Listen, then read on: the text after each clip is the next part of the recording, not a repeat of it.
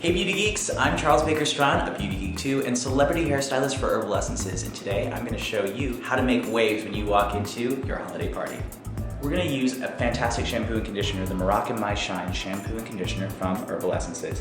Now this has traces and elements of Moroccan argan oil in it, which is fantastic because it helps to make sure that the hair itself is properly hydrated. The shampoo does cleanse the hair but without stripping the essential oils. So if you have natural waves or if you have natural movement or body to the hair, this is incredibly important because it sets up a great base to make sure that the hair itself doesn't get frizzy or fly away. And then the conditioner actually spot checks those little areas that might be a little bit more challenged because you blow your hair out or you flat iron it or you curl it or whatever it is that you're doing to it. So this gives you a great base to do any hairstyle.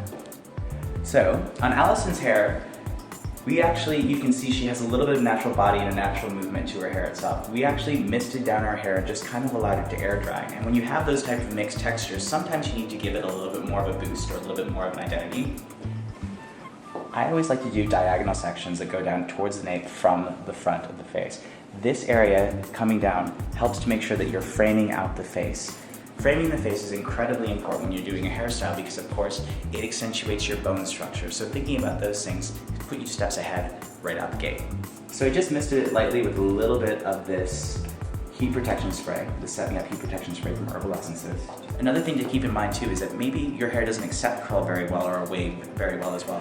The reason why we air dried her hair, which you can also alternatively diffuse the hair, is that you don't want to tell the hair to be straight by blowing it out and pulling on it while you're in the drying process. You're setting yourself up for failure when you do that. What you want to do is allow there to be as much natural body or natural movement into the hair as you possibly can.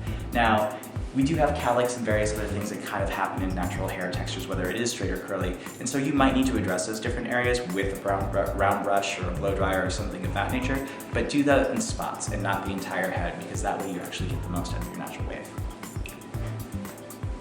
We use a little bit of this Toss Me Softly spray gel, which also needs to be primed. This is a great product because it's light enough to be used wet or dry. And you can already start to see that there's a pieciness that comes into play just by adding the product into it. I can kind of go through and kind of scrunch that up and build a little bit more to that. So I like these little eccentricities that are going through the hair itself. So to accentuate that a little bit more, I'm going to use my curling iron and I'm going to wrap pieces and parts. I like the straighter ends to her hair. So you don't necessarily need to wrap it all the way down to give it more of an edge. You just need to do it specifically in spots.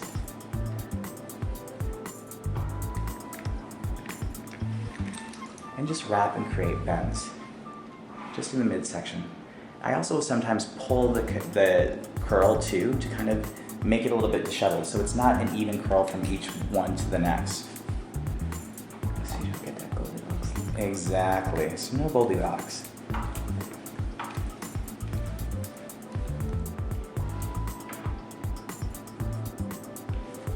I oftentimes will also use a slightly hotter iron and only keep it on the hair ever so slightly and briefly because you don't need a lot of time, you just maybe need the heat.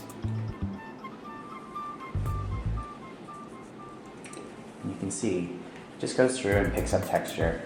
Now I'm doing those ones back because I do like to see this area right by the face kind of accentuated. You can already see how it creates that line which helps to accentuate the cheekbone, goes right along the brow line and accentuates the cheekbone just like that. Alternatively, this little area right in through here for something a little bit different so you don't start to look like Farrah Fawcett, you can go the opposite way, just blow it. Like so. And then you're actually pulling in the cheekbone and cutting in right underneath it so you really get a little bit more definition to that area of the face.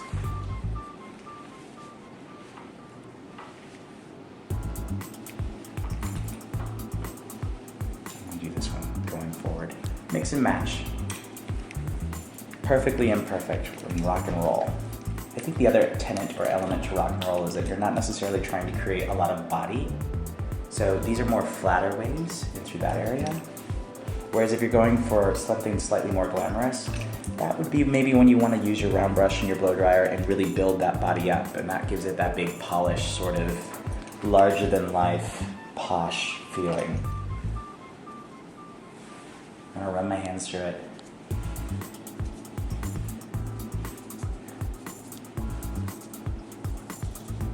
love doing these type of things too, where you're rubbing the fingers together and creating these little fun and fuzzy moments. And then you can just use a little bit of hairspray.